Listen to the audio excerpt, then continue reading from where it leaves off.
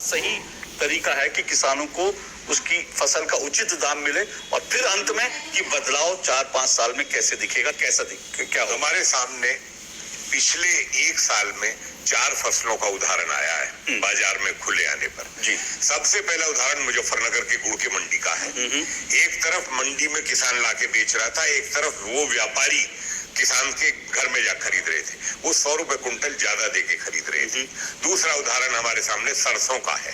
पूरे north India का सरसों का दाम सबको पता है कि 6200-6500 रुपए से भी 7200 तक बाद में गया, लेकिन किसानों के पास जब तक सरसों था तब तक भी 6200-6500 रुपए मिला। तीसरी फसल हमारे पास जो है कपास की है। आप उसको बाजार को देखिए, आप सिर्फ ये मान लीजिए अशोक जी, जब कंपटीशन होंगे, माल के ज्यादा ग्राहक होंगे तो उत्पादन करने वाले व्यक्ति को उचित दाम मिलेगा।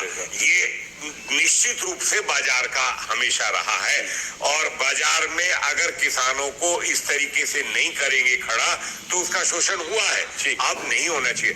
इस सरकार ने निर्यात को बढ़ावा देने के लिए, कृषि निर्यात के लिए विशेष रूप से 2018 में योजना तैयार की और उन्होंने टारगेट फिक्स किया कि हमें कृषि उत्पादों के निर्यात का डबल हमको करना है और उसका परिणाम देखिए, हमारे 70 लाख टन चीनी के ऑर्डर हमको निर्यात के मिले थे और अब हम 82 लाख टन से ज्यादा हम निर्यात की स्थिति में है।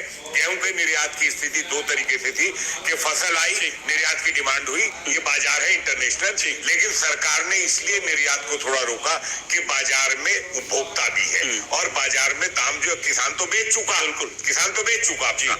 और तीसरी बात यह है कि तिलहन का जो मामला है वो हमारे भाइयों को समझना होगा। सबसे बड़ा बाजार फसलों का है, खाद्य तेलों का आयात को कम करना सरकार की सबसे बड़ी योजना, इसलिए तिलहन का मिशन बनाया है। ठीक। मोटे तौर पर अगर देखें तो बहुत बदलाव